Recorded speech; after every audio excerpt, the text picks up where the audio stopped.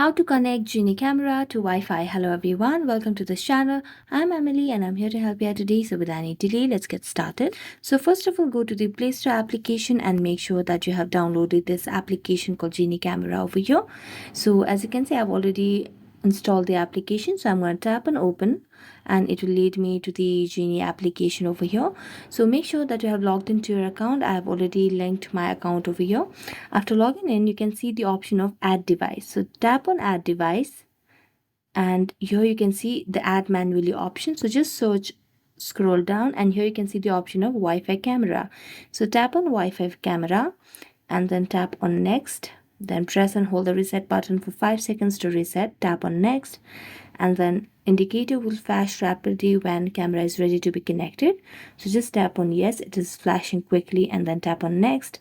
And here you just have to mention the password of the Wi-Fi connection over here. So just mention that and then tap on next step and you'll be able to connect Geenie camera to Wi-Fi. So thank you so much for watching this video. See you next time.